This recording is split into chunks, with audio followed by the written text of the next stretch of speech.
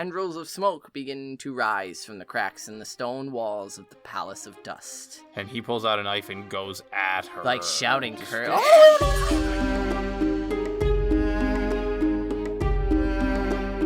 Oh, hey everybody, and welcome to another episode of Brotherhood Without Manners, your favorite full spoiler reread podcast of George R.R. Martin's A Song of Ice and Fire series, starting with A Clash of Kings, not starting with we've already read through a Game of Thrones. As always, I'm Zach, fucking up the intro, and sitting here with me, my brother Nate. And if I was doing the intro, I'd be fucking it up too somehow. Yeah, duh. It's what we just how it do. goes. It's what we're known for. We write our own intros, and we still can't get them right. We should write them down. We one should day. write them. No, we don't because actually write them. They're natural. They're fluid. You're welcome. Improv. Anyway, if you joined us before, thank you for coming back. If you haven't, we are full spoiler. We like to talk about the series as a whole, so go away if you haven't read it all. This is your warning. Unless you don't care, then continue at your own risk. But you've been warned. If you listened to our last episode, we were reading Arya 9. Arya was trying to avoid giving her third name to one Jaqen H'ghar at Harrenhal because she was afraid of the power she would lose, but he sought her out and essentially asked her, I need it. Yeah. Tell me. She gave him his own name and then forced him into helping her free the Northmen who were taken prisoner and had arrived at Harrenhal. And so he did so by applying hot weasel soup to the situation. They went and freed the Northmen. Sir Glover, I believe, is the... Robert Glover. Robert Glover. And so they did so. Jaqen H'ghar took on a new face and gave her the coin to Braavos. And, it's Bloody Mummers. Bloody Mummers? The Brave Companions traded on with Vargo Hope. With Vargo Hope, yeah. Okay. Anyway. And then she became cupbearer for Roose Bolton. Right. And that was awesome. Harrenhal got a new lord. Yeah, but this chapter is Dany 4. And so last time we were reading Dany 3, it was all just a bunch of fucking shit. And actually, because she had went and made all sorts of requests for help for, getting ships, troops, all sorts of everything. And nobody was giving her anything but pleasantries and how wonderful her dragons were. I think that there was a mistake made about a certain Zarozo and Doxus during that episode. Bitch. Yeah, I definitely have been going based off Shozaro because I was convinced that he was a poor, just lying scumbag. But apparently, in the book, after some research of my own, Zaro is actually a merchant prince. He's pretty loaded, and so it's not the rendition that the show did. So I was misremembering things from the show, but shit happens. And yeah, shit in Karth has just not been working out for Dany. Jorah doesn't like the whole situation. The Dothraki are pretty mistrusting of just about everybody, and you get weirdos like Quaithe and the Fire Mage climbing up fiery ladders of fieriness. Dany finally decided that she best make an appointment with the warlocks, and sent Jorah on his way to get that going. And that brings us to this chapter, Dany 4. And in this, the City of Splendors, Dany had expected the House of the Undying Ones to be the most splendid of all. But as she emerges from the palanquin that her and Zaro have taken here, she sees that's not the case. It is a long, low, ancient ruin snaking through a grove of black-barked trees whose inky blue leaves made the drink that the warlocks drink the shade of the evening. So it took me a little bit more reading to draw attention to it, but I'd like to, for those who aren't familiar, draw the direct comparison that these are like the werewood, but instead of red leaves, they're black blue. And black bark. Yeah, so they're not white and red, it's blue and black, and keep that in mind when she comes to the door. Yeah, we get a lot of imagery with the black and white, but she thinks that no other buildings are near, and tiles are falling from the roof, the mortar between the stones is dry and crumbling, and even Drogon hisses at the sight of it. It's just kind of ramshackle and not as nearly as imposing or foreboding as she thought. Yeah, and Jogo is like begging her to not do this. Don't go in here. It is known. Look at this shit. You don't even have to know what is known. It is known. Don't go in there. Just don't fucking go in there, bro. Aggo and Jorah are pretty much of the same lines, and they're like, let one of us accompany you, or both of us, or all three of us. And I thought it was really kind of naive and stupid of Jorah to say, what kind of power can they even have? Look at this place. Like, look how trashy it is. What could they even Don't judge a book by its cover, Jorah. Idiot. And so, at this point, Zaro calls out from the palanquin, and just gives his usual line of, like, warlocks ain't shit. So, they can't be trusted. They can't give you anything, for they have not to give. Yeah, that's what I said. Warlocks ain't shit.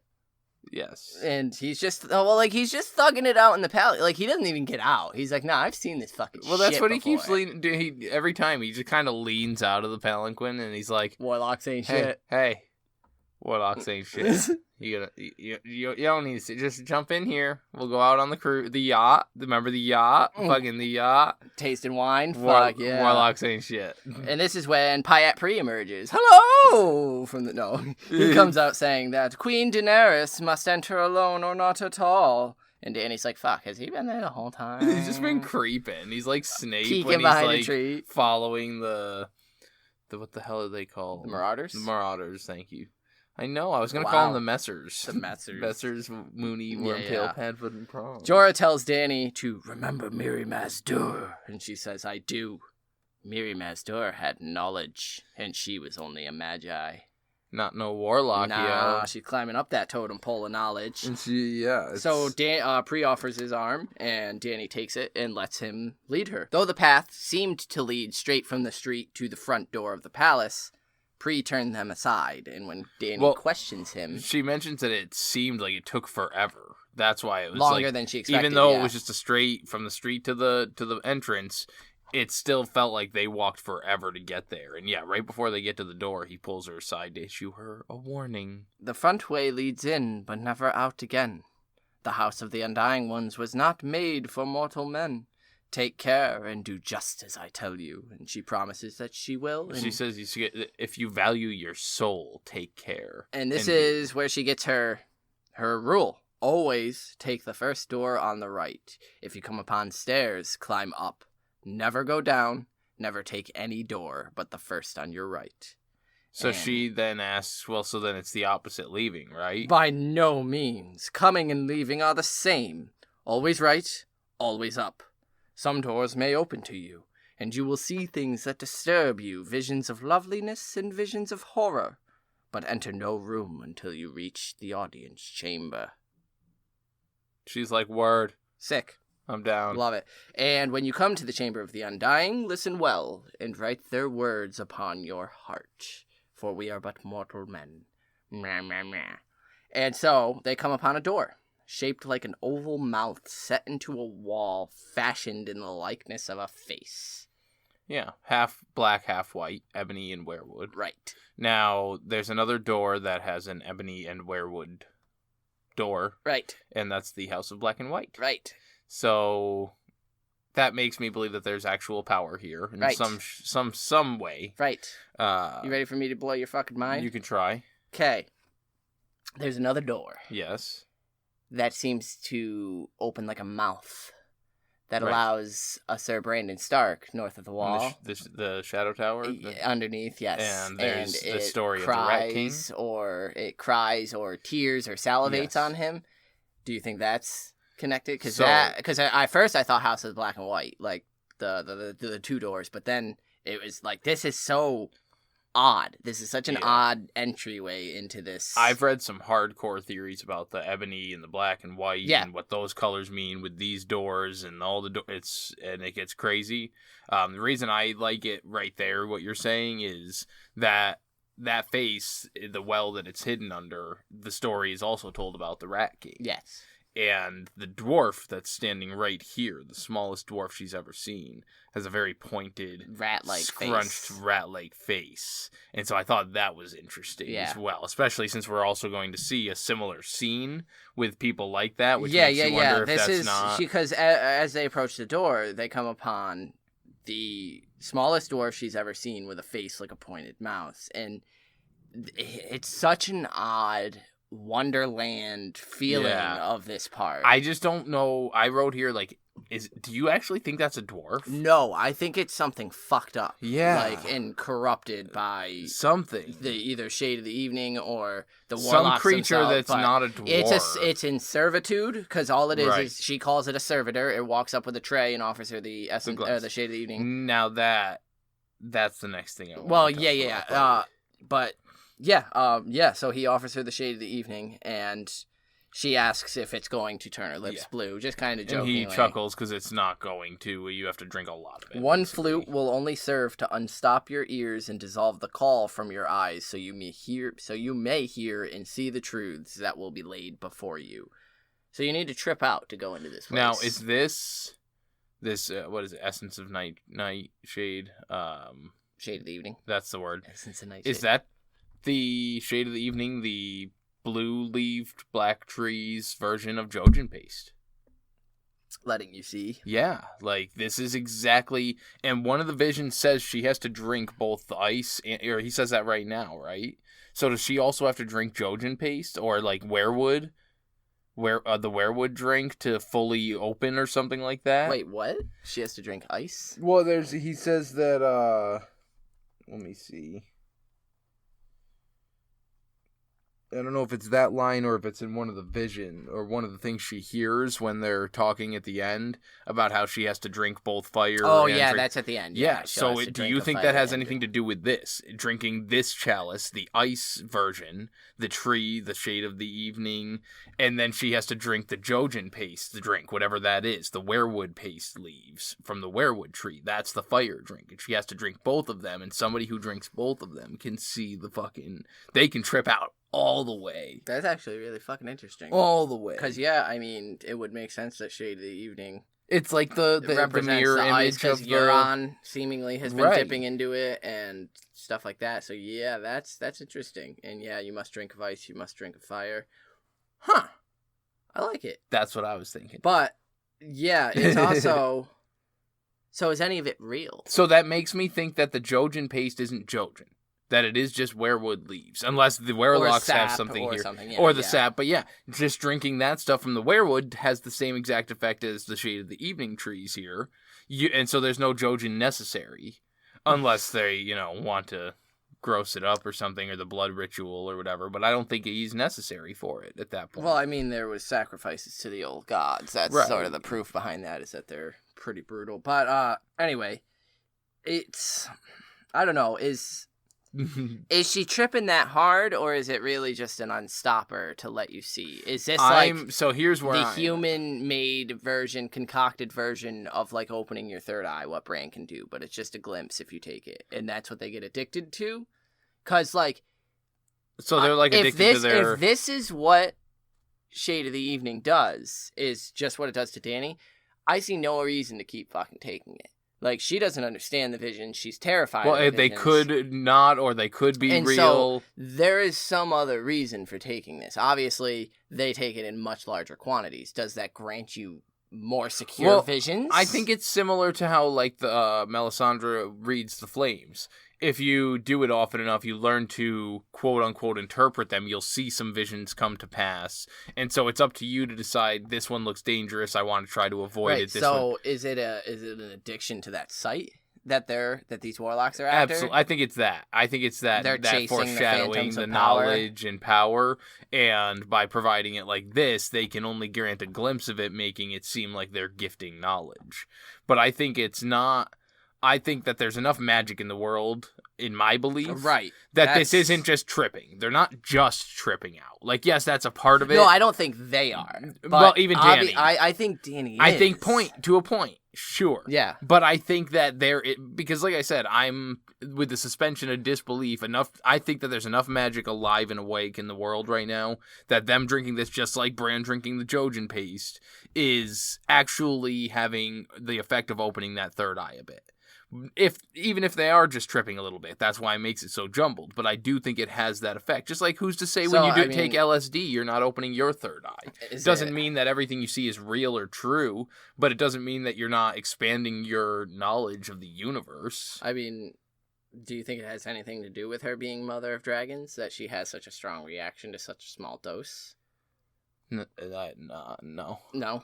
Because, I don't know, just... the way he says it's enough to unstop her. I don't know. I don't think she has a super like any stronger reaction than anybody else would. Well, I mean, Quaithe is literally claiming that she brought magic back into the world. So if there's some magic in the shade of the evening, so maybe her visions are a little more strong, a little more. Well, that's what I'm meaningful. Like, yeah, that's what I'm saying. Like it almost seems so maybe like if because then she's able to fight out of this, and that's like. And that's, I guess, my only issue with this chapter is just knowing what is real and what isn't, and like, what is the takeaway? Because Dany is at the end strong enough because of Drogon, and I see the symbolism there, but she's strong enough to pull herself kind of out of this state of.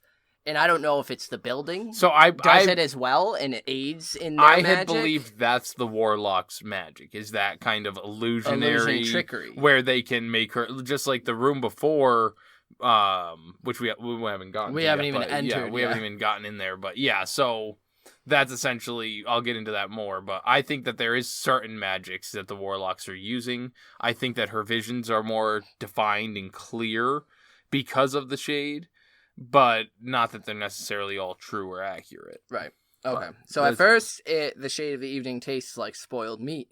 But when she swallowed, it seemed to come to life within her, tendrils spreading through her chest like fingers around her heart.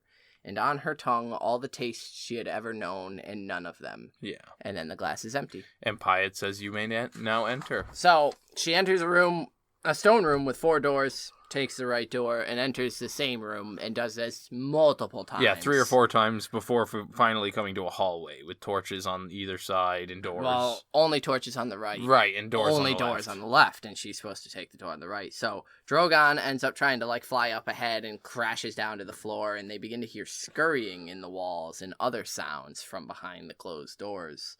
One shook and thumped as if something were trying to break through. And through another, she hears piping that makes Drogon wildly thrash his tail back and forth, and she quickly hurries past. So, is that piping? Is that music like a horn? to incite a dragon? Right, yeah, something like that. Just foreshadowing I of think a horn. so. I think it's showing the effect that music sound can affect have it them. in some yeah. way. And the way she runs by it, like it's almost evil. Yeah, like, yeah, get away from it. Yeah, and then she notes that not all the doors are closed, and she tries her hardest not to look, but temptation. In the first room is a beautiful woman being ravaged by rat-looking dwarves similar to the servitor. So now I'm thinking after because we saw the art piece, and by ravaged they mean like raped. Like one is fucking her, one is sucking and ripping and biting her nipples. And I almost feel like this is immediate foreshadowing for what the warlocks are about to do to her. In a more physical way, it's being represented here. Right. Represented. Add some extra fucking ids there, but yeah, I do you know of anything else it could be representative of? I mean, there's Sansa. The fandom is pretty in consensus that this tends to represent Westeros and the War of the Five Kings, and the raping of the land. Yeah. There's a small folk and the women that get raped, their men are killed and they're taken, and so it's and obviously. That's just one of many. Again, yeah, but, I mean, it's just... and that's the one I kind of tend to lean toward, is that this is more just the suffering of the small folk by these fucking ratty... Yeah, I just thought it was an interesting thing, too, though. To me, it seems very... foreshadowing for the immediate what's with going to her happen. encounter with them, absolutely. Further on is a feast of corpses. A dead man with a wolf's head sits upon a throne. And so the Red Wedding. The Red Wedding, what we're getting absolutely. Here. That's Robb. And he just stares silently at her. Yeah, watches her go. Yeah. Like, damn, that's a sight. Yeah, no shit. Like Grey Wind's eyes, just watching her from Robb's body. Then she sees the house in Bravos, the one with the red door, and suddenly Sir Willem calls out to him. "Old Sir Willem Derry, hello, dear." Yeah, and holds his hands out, telling her to come. She wants to go to him, but remembers he's dead. Long dead. He died a long time ago, and she turned and ran. Fuck that, man. That's scary shit. That's scary shit. And so hell. She runs on, passing more and more doors, and stops at one that shows a man. A big pair of bronze doors. A like big pair fucking of bronze big doors old... that open into a big room with a barbed throne. Yeah, and so it's a man sitting on that throne with a long gray beard, white beard, and he's shouting down at them Did you write down what he's shouting? Let him be king of the ashes. Yes. Let it all burn. Let them all burn. So This is the Mad King. The Mad King. Yeah, Yes. this is Dany's grandfather. Yes. No, father. Yeah. Sorry. Yes, Yeah. this is Dany's father Yep. losing his shit. And Yes. right before as the As burnings are Tywin, beginning. as like, Tywin yeah. is starting to probably sack the city Mhm. or at the gates. But that's a view of her father in his last couple moments of losing his absolute fucking shit. Wow. She continues on and pauses at the next door, thinking she sees Viserys beyond the next open door. No. But this man is taller with dark indigo eyes, not violet. Rhaegal. Rhaegar and Elia, naming Aegon. And she asks if he will make a song for him. And Rhaegar answers that he has a song. He is the prince that was promised, and his is the song of ice and fire. But And he looked up. right and at her. Eyes met Dany's as he said it, like he could see her standing there. There must be one more, he goes on. To her, or the woman in the room, Dany can't tell. The dragon has 3 heads. And then he moves over and begins playing the harp, and it's fucking dope. Hell yeah. So, Rhaegar.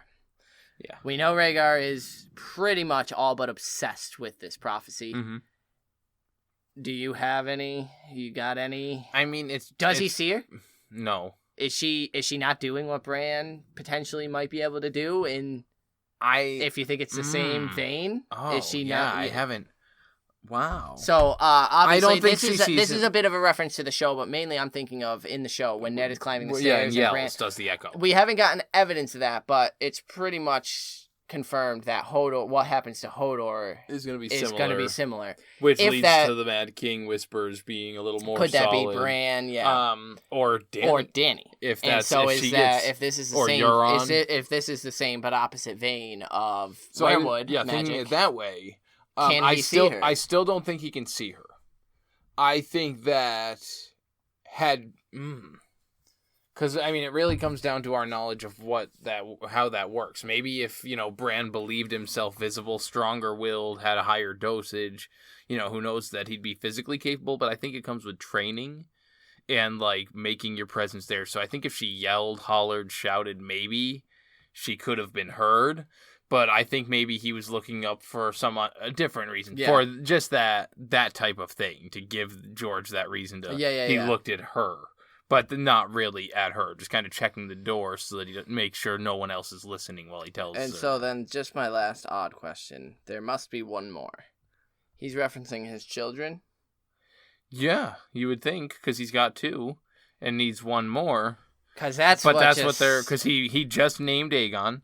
Yes, he's a prince who's promised, but the dragon must have 3 heads. Well, that's what, thinking about it in the context of things now, Dany and Aegon, this baby, are on a collision course. Right. There must be one more. Jon Snow. Jon Snow, or is he intending it to be his daughter with Elia? Like, is she the second that he's there must be one more. So Aegon is 2. Who was 1 to him? His firstborn? I thought that's who it would have been. But he's saying it as he looks at Dany. And Dany and Aegon... Well, was she older, the daughter, than... Was she not born yet? I forget. That's what I'm wondering. I'm not sure about that, actually. I feel like... I know they had 2 children, but who was the older? Because I don't think she would be so much older that she could have been walking there, and he's looking at her playing or something. Yeah, her right. in her crib.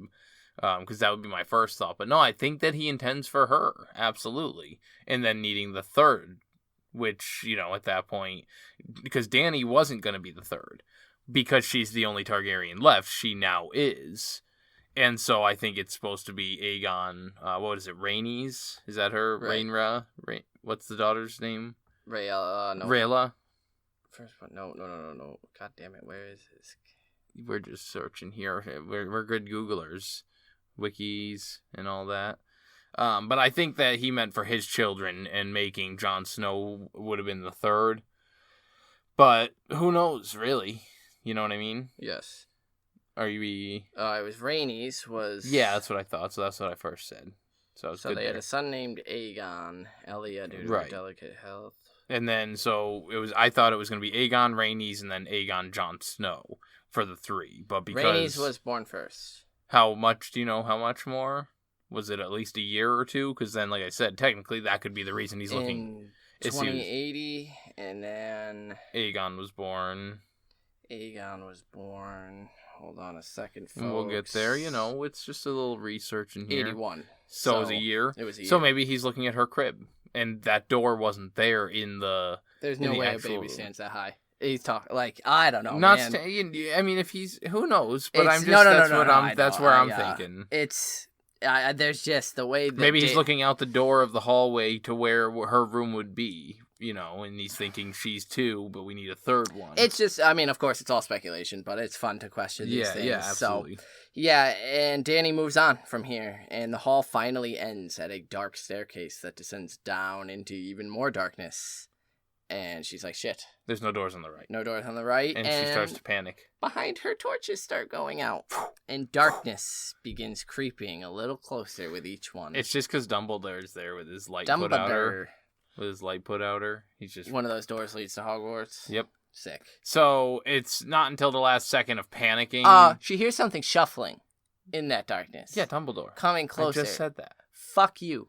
That's horrifying. Rat people? Well, knowing there's worm-faced Pyat Pre, who the fuck knows? It's creepy. Who the fuck knows? Maybe creepy. Even something from the tent with Miri Mazdur. Yeah, something scary. But yeah, at the last minute, she has the sudden realization that the last door on the left would be the first door on the right. So she quickly heads through the very last door and comes into another stone chamber. Where opposite her, or no, she comes, into another stone chamber and starts doing the right and right and right. And then comes to an open door that has outside, thankfully, in Pyat Pre. Yeah. Pre. And he immediately is like, oh, you must have taken a wrong turn. Come, I'll lead you. And holds out his hand. Yeah, because he was surprised to see her so suddenly. And she's like, suddenly?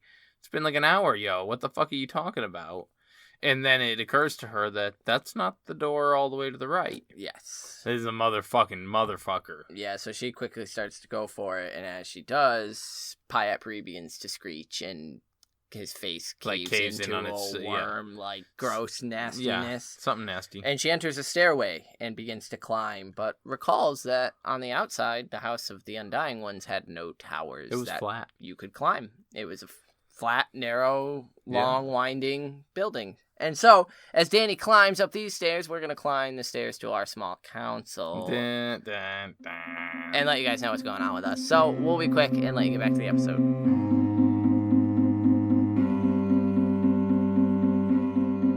What's up? Welcome to the small council. Yo. We're going to just throw some socials at you, read some of the comments we've received on past episodes that, we just want you to hear about. So I'm going to start off with a comment from the Podbean, where Little Miss Haven was commenting back on Dany 1, and since this is a Dany chapter, I figured I'd read this one out.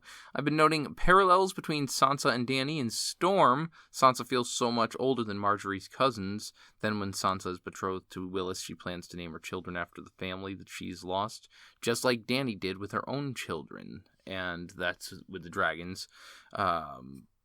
I hadn't picked up on that, and I thought that was a really cool point to make, that, because we're always trying to find parallels between different characters and how they correlate, and it's been a while since I've read Storm, and not in this analytical way, and so I've never made the connection there that she vows to name her kids after her lost family, and Dany absolutely did that. So awesome pick up there. Yeah, it's cool. Haven. Thanks for writing in, and we look forward to more comments in the future from you. Yeah. You can also reach us on Twitter. We're on Twitter. I'm at Manners Without. And I'm at Carstark92. I said also reach us. Yeah, whatever. Yeah. We also have an email, which is where we get some of our more long-winded responses. Yeah, definitely got some. We got a nice long-winded one here recently from Sarah. And cause she was upset. Apparently, some people wanted to hear the end of that bear joke, and so don't know why. Yeah, me either. It's not nearly as good as you might have hoped for, but But you can email us and ask Nate specifically to tell you the joke at withoutmannersbrotherhood@gmail.com. You can also find us on Instagram at mannerswithout. We have a Patreon. Patreon.com/mannerswithout. or Without Manners on that one, I forget. But, most of our Patreon people just email me, and I send them a link directly, and, Right. that works too, because, I'd have to write it down before these episodes. You'd think after 130-something episodes we would know how to do that shit, but, We're also on Facebook. Facebook.com/Brotherhood Podcast. And we have a private group on there that you can get in by joining the Patreon, so that's pretty sick. You're welcome. And I think that about does it. I think that's good. Yeah, just leave us rates and reviews. Apple Podcasts, Google Podcasts, Podbean, Spotify. Tell your friends about us if you like what you're hearing and they have read the books or are having a little trouble understanding them upon a read. Send them our way. We'll give them a hand. Or confuse them more. Either one. It's fun either way. Yes. But yeah. Get back to Dany. Yeah. And the warlocks. Hey. Stop. Okay.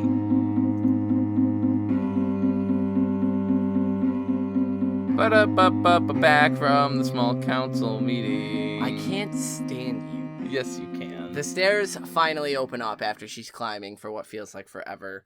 And on her right is a door of ebony and werewood. And the black and white grains are swirling and twisting in strange interwoven patterns. Beautiful, yet somehow terrifying. I think that's her tripping. Yeah. No, not for real. That's another one of those things. And I think those doors seem to have some kind of power. Well, I mean, if they're going along the vein that you were earlier, if it's the werewood and this shade of the evening bark, which would make sense. Right. Then, yeah, maybe there is some legit fucking power magic. going there. And so she says a quick prayer to the warrior for courage and the Dothraki horse god for strength. And she goes forward. I love that it's not to the mother.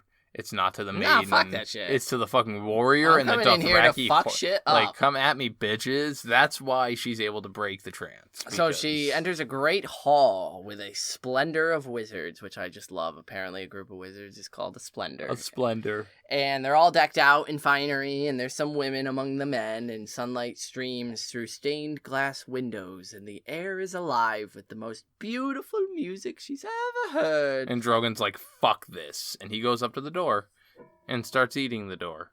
Yeah. Who's a good boy eating the door? A kingly man rose and greeted her, welcoming her, introducing them as the Undying of Karth.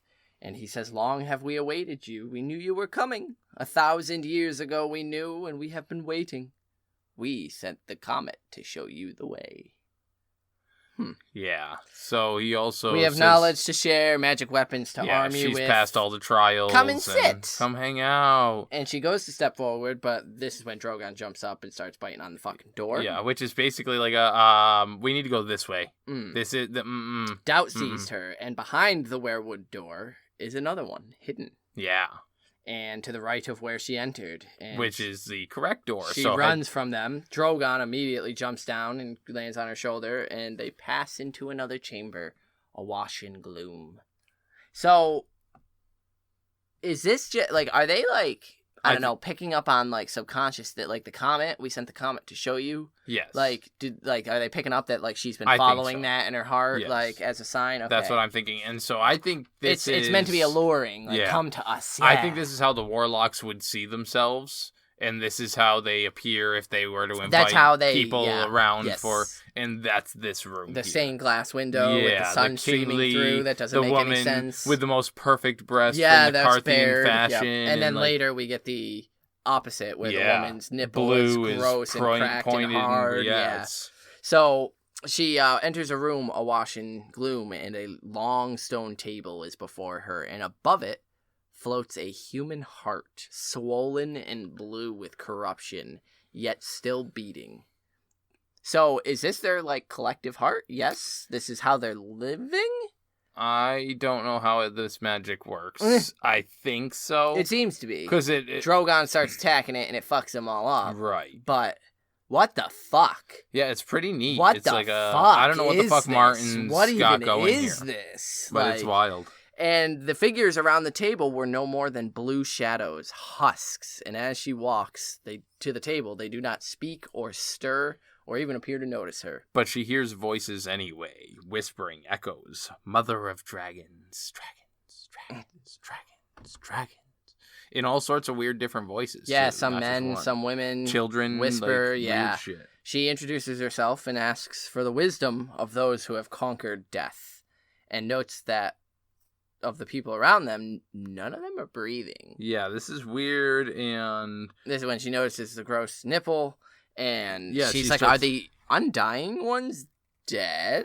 and that's when she hears in her head again, no, we're alive, and we know. And we know. No. And no. so... You looking something up there? Because, I mean... No, I'm not looking it up. I had a quote I had wanted to read. Yeah, because she kind of introduced herself, but then she asks for knowledge, basically, is what she says. Yes, and the gift of truth. And the voices say, the shape of shadows, morrow's not yet made, drink from the cup of ice, drink from the cup of fire. Mother of dragons, child of three. 3, she did not understand. 3 heads has the dragon. The ghost chorus yammered inside her skull with never a lip moving, never a breath stirring the still blue air. Mother of dragons, child of storm. The whispers became a swirling song. 3 fires you must light. 1 for life, 1 for death, and 1 to love. So, should we just begin discussing here? Do you have any theories about these 3 fires? Because we get the shape of shadows, morrow's not yet made. So, that's the House of the Undying, yes? Morrow's not yet made, shape of shadows, things are shifting. Yeah, I guess Subject so. to change. Yeah. Drink from the cup of ice, she did. Yep. Drink from the cup of fire, she hasn't or maybe will. Mother of dragons, child of 3, the dragons. So would her burning them right now count as burning the death? Burning death? Well, if they're the Undying ones, I guess life then, too. But, yeah, so, 3 heads has the dragon, we've kind Right. of discussed that.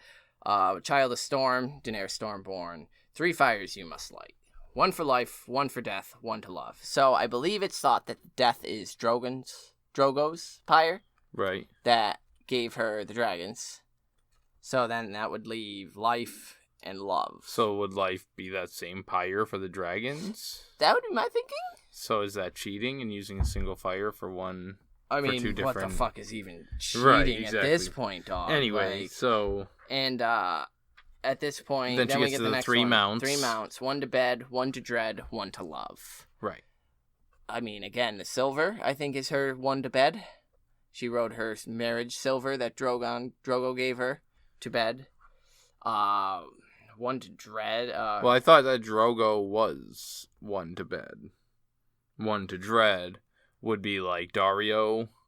Oh, you think it's actual, like, mounts? Yeah, Like, that yeah, kind of yeah. mount. Okay. And then maybe Jon or Fagon for love. You don't... I mean, maybe Jon or Fagon is the 1 to dread. That could be it as well. Maybe Yeah, Fagon is these dreading, ones are so that's hard. why And they're so then hard. 3 treasons you will know. 1's for blood, 1's for gold, and 1's for love. So, blood, Family, a Tyrion, treason, yeah. is somebody betraying for family reasons, something like that. Because, I mean, Jorah's 1. Yeah. Is that the... Which do you think that is? I don't know, because I could also see Miriam Matador being 1. I mean, that could be 1. 1's for blood, like... blood right for there. blood. Yeah, blood for blood. Jorah for love. For love of... Her? He betrayed her? Well, by feeding information initially, it was treason. Yeah, it's. I think it's saying that betrayal is for love. So I don't see it being Jorah there. Yeah, who knows? Yeah, Because then doesn't one of them betray her later on? Well, Brown Band Plum is thought to right, be once for Brown gold, Band. but Winter Sample Chapter, Right. we all believe he was turning his cloak, and he appears to be turning his cloak, and so. Oh, whose phone was that vibrating the shit out of the table? Anyway, yeah, those are fun, just speculations. There's no Yeah. real fucking way to know anything, and so... So we'll continue into that kind of talk, because then her vision Yeah, fades no and shit. starts shooting in and out. And she begins seeing things. Viserys being crowned, his molten crown by Drogo. He sees a tall lord with copper skin and silver gold hair beneath a banner of a fiery stallion. Rhaegal. And then We'll just skirt. That's Rhaegal. she sees Rhaegar being slain at the Trident. Right. Now, all 3 of those are deaths. Family. Death of a family Mhm. member. Yeah, I believe that's Rhaego. If he had gotten the chance to live, the fiery stallion, Viserys, the dragon, and Targaryen, and fire. then her two brothers. Yep. So then it goes to the voices whispering, Mother of Dragons, Daughter of Death. And I feel like that's just because to tie in all three of those deaths before. Well, I mean, Daughter of Death, your whole family has been slaughtered. Like, you're the only one left with all these deaths hovering over you. And then we get a blue-eyed king who casts no shadow, raising a red sword. Right. So she's seeing Stannis this early on. Is it Stannis? Well, yeah, he's blue eyes. He's got the fucking no shadow. Like Melisandre's sending his shadow away, so he doesn't have a shadow. All right, I mean, that's my opinion. Who do you? I don't. I just. In my head, this is such a. It's the red and the blue contrasted, and. Well, because he's wielding his false lightbringer. Yeah. I get that, but it's Martin, and so that's the obvious thing to jump to, and so for me, I see a White Walker blue eyes. Sure. That was my first initial thought, and then I was like, oh no. That's so I wanna just say Stannis. Stannis, but like. So yeah, Stannis is who I'm going with. Next, she sees a cloth dragon being paraded on poles. Right, a Mummer's dragon. Yep. Aegon. And from a smoking tower, a great stone beast took wing, breathing shadow fire. Right.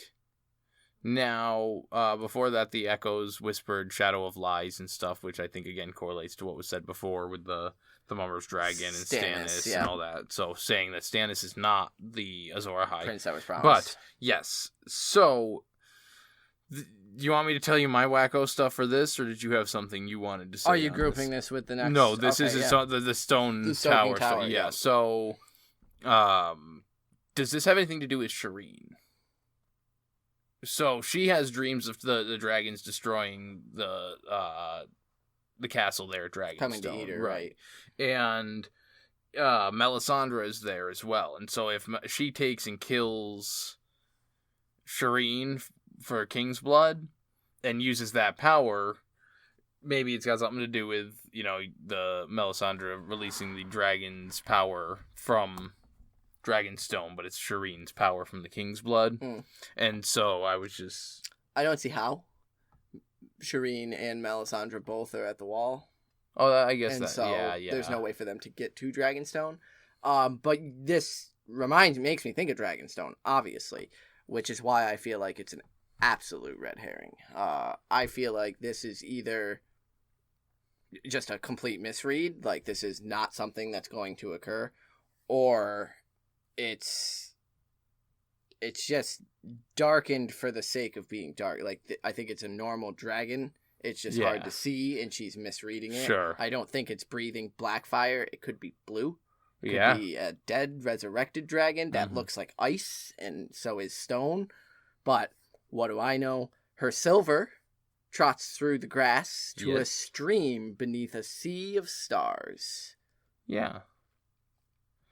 And her empty horse trotting up through the grass, through ghost grass? We don't really know. Through grass. I think she would have said ghost grass, but... Up to a stream. Beneath a sea of 1,000 stars. Something important. That is the one I can't place. Yeah, I don't know why. And that's the one that's tripping me. I mean, maybe that's just to I feel like of all of them, this one is the one that has the most significance. So maybe it's just like her silver is supposed to represent her. It's her relationship with Drogo. And it could almost be her when she leaves Meereen there. That's right before she arrives at the Mother of Mountains. Yeah, then the next one coming up. And so it's kind of like this, you're lost, you're free, but you're still a Khaleesi. And, part of that is going to be what she has to do, but... I don't know, I really like that image, too. It's neat, it's cool. Yeah. A corpse stood at the prow of a ship, eyes bright in his dead face, gray lips smiling sadly. Euron? Victarion? I was thinking Euron, but Victarion too, I guess, could make sense as well. I would only say Victarion because his eyes are bright, and Euron has the one. Patch, yeah. And I would have one thought she eye would have would said be like something dark patched or scary or absolutely. terrifying. A blue flower grew from a chink in a wall of ice. Yeah, no, that's Jon Snow. Yes. Just- Lyanna yeah. died in a bed of blue roses. The chink in the wall of ice is Right. Jon Snow being the blue flower And at so the that's wall. exactly. Faster and faster now, the visions began to come. And Yeah, she sees shadows herself running. begin swirling and dancing Yeah. around her, which I think is significant because this is the Undying one's moving. I think this is also them pulling from her memories, like they've And been Miri doing, Mazdor's tent. and yes, using Miri yes. Mazdor's And- tent of scary shadows and I think to so, cloud her blind vision. her, but this is, I Mhm. feel like them starting to come up and encroach Absolutely. on her. And so she sees, yes. herself running. She hears Miri Mazdor screaming. Yes. And then a man being drugged behind her silver, naked. So I would like to point out red. The red door, Miri Mazdor in flames, bloody corpse of a man being Yes. red. Like the Then- red imagery is starting to burn through clearer as she's becoming more and more in danger. Yeah. Targaryen, the Red, fire and yeah. blood. Like So then she sees the white lion as we. Oh, can we skirt so this is all things that have already happened. This is her past. Mhm. The little girl was her, Miri Mazdor, we know, and the bloody corpse is the man who tried to I poison her. literally wrote and underlined. She begins seeing her past. Yes. And then The white as you said, lion, which which she wasn't there for, but that's where her husband went out we to went fight. all about the white lion. Yeah, because the Ozymandias Yes. reference in the King of the Jungle. Beneath the Mother of Mountains, which is near Vaes Dothrak, in Vaes Dothrak, sorry. Yeah. A line of naked crones stretched from a nearby lake and knelt shivering before her. So this is probably Winds of Winter, Dany 1, Dany 2. Something like that, I would Dany think. 3, yeah. one of the early Dany chapters in Winds, I'm going to assume, is going to be this, where the crones are paying homage to her. Yeah, as the And- newest member of their order, staying there and trapped there I think that's after when she burnt it. I think that's when she takes control. You've and burnt it where the we're Dothrak following here you. now led by a woman. Makes Like, sense. I'm Cool. the lead crone, yeah. She then sees the thousands and thousands of slaves calling her mother. Mother, Misa. Misa. Yeah. Do you And think they're screaming Misa and she's just interpreting it? I do. I thought that's how I was Like picturing it as hearing well. it, Yeah. yeah. And so we know that she sees them pawing at her and tugging at her, not violently, not in any harassing way, tugging at her clothes and feeling her and caressing She her. wants to hold them too. They tugged and grabbed. They needed her, and she wants them too. She's like, until yes. she's buffeted by black. Drogon's like, yo, wings. bitch, wake up! Wake the fuck up, bitch! Yeah, Drogon starts beating his wings around her head, and suddenly the visions are gone. And again, that Targaryen tie is what Gone, pulls her gone, out. gone. The Undying were all around her, pulling, stroking, tugging her. Biting. She could not move. Teeth found her throat at the nape of the neck. A mouth descends on one eye, licking, sucking, biting. Fuck that. Dude, this is gross. Yeah. And in the way they are, the Yeah. half-dead, husky, like, ugh. like Dementors just fucking And then coming George in at is ya. writing, indigo turned to orange, and whispers turned to screams. Yeah. As Drogon lights them the fuck up as he starts tore at the terrible heart and Yeah. starts just ripping it, rotten flesh to pieces. And Get it, Drogon. flames Get it. consumed the Undying, and Dany immediately fucking bum rushes through them. And as she does, realizes they're like fucking sacks of dust. They are nothing. There's nothing to these fuckers. And the whole room is ablaze by the time she reaches the door, and she calls Drogon, and he immediately comes to her they shoulder. burst through that door and run down another hallway. She's just desperately looking for any a door, way yeah, out. but there's not a.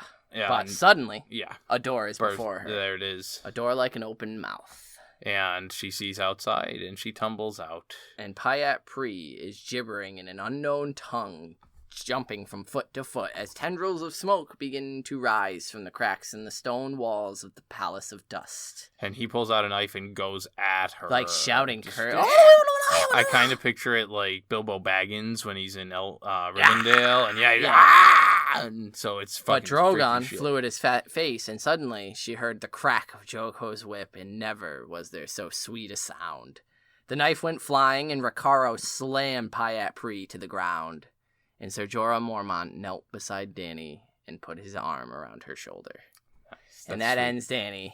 So I just want to real quick put when Drogon started saving her. Yeah. In my notes, all I had wrote was Drogon says "fuck this" and starts lighting motherfuckers on fire. Yo, I mean, I think there's no doubt that Drogon was MVP this entire total. chapter. Like with the door keeping her from the first room. And even when she's running, his tail is hitting her in the back. Like, go, bitch, fuck, go. Move it. Yeah, like he had Spurring her back on. this whole time. And so, much different from the show. Mm-hmm.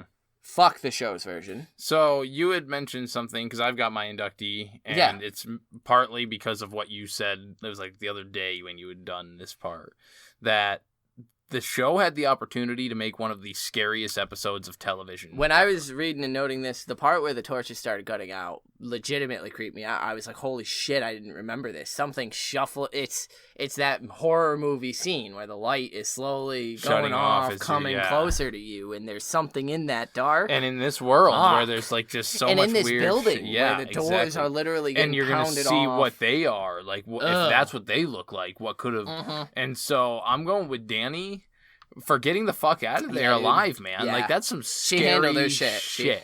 Thank her God. shit. I mean, I want to give all the credit to Drogon, but like she made it. She was under the effects of the stuff. She didn't go into anyone's, she didn't listen to them. Right. Give in to the allure, temptations, and she held her, even though she was terrified at some points, rightfully so. So I'm giving it to Dany.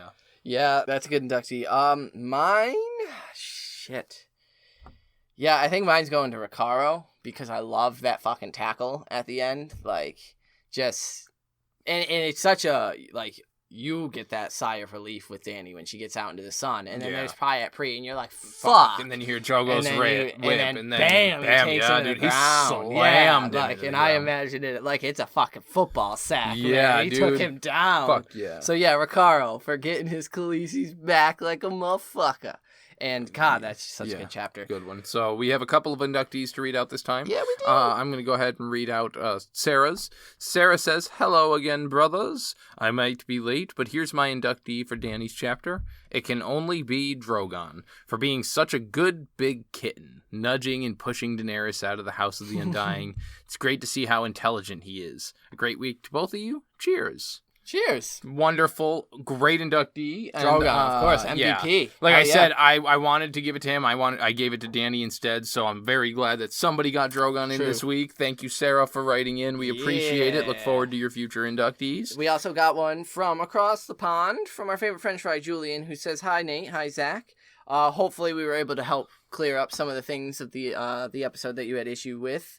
But he says his inductee. He was hoping that we could explain the Targaryen on the barbed throne. So hopefully, Mad the King Mad was King that one. definitely. Yeah, Dany's father, the one who burned, who Jaime killed. You said you had some guesses. I'm pretty sure that was probably one of them. But yeah, absolutely. And your inductee is going to be Drogon. He didn't give a reason why, but I'm pretty sure we all fucking know why. Because he was MVP this chapter. Double Drogon. Have a nice day, Valor Drogolis. Drogolis. I said Double Drogon. Double Drogon. I like the video game from the 90s, Double Dragon, but Double Drogon. That's funny shit. That's Valar Drogolis. Thank you, Julian. We appreciate it. We love you. Always. Thank you guys all both for writing in. If you would like to write into us like Sarah did, like Julian did, you can get us, on all our different ways. So next episode, we will be reading Tyrion 11. Yeah, Tyrion 11. And getting closer to that Blackwater, baby. Dude, it's inching ever nearer. Yeah, we're almost done with this boat.